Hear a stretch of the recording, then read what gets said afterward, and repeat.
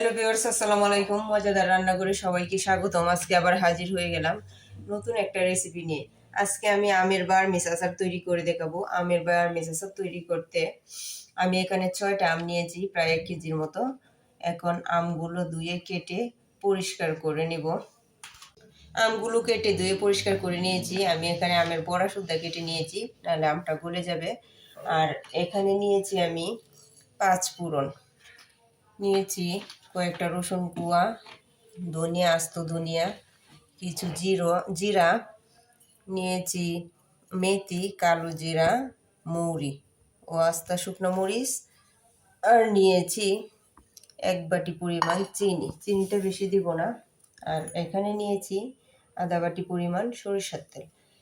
এখন আমি আমগুলা সিদ্ধ করতে চুলায় চলে যাব। চুলায় একটা কড়াই বসিয়ে দিয়েছি। এখন আমি এখানে সরিষার তেলটা দিয়ে দিব। তেলটা গরম হওয়ার আগ পর্যন্ত আমাকে অপেক্ষা করতে হবে।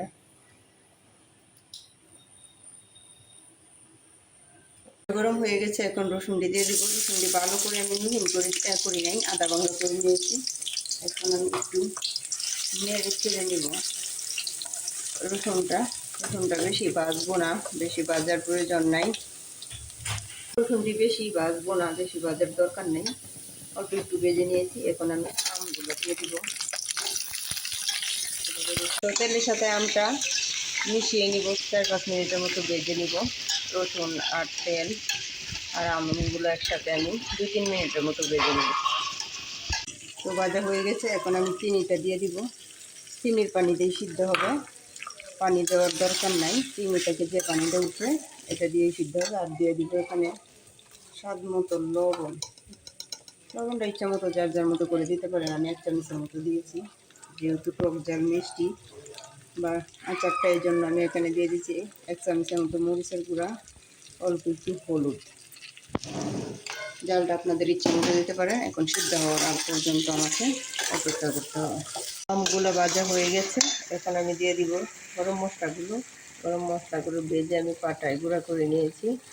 শুকনো মরিচ ভেজে দিয়েছি। এখন এইভাবে মশলাগুলো ছিটিয়ে দিব 2-3 মিনিটের জন্য। এখন নেড়ে চেড়ে আমি নামিয়ে নেব। তো রেডি হয়ে গেল আমার আমের বার্মিজ আচার। আমার আচারটা ভালো লাগলে আমার চ্যানেলটা সাবস্ক্রাইব করে পাশে থাকবেন। তো আল্লাহ হাফেজ।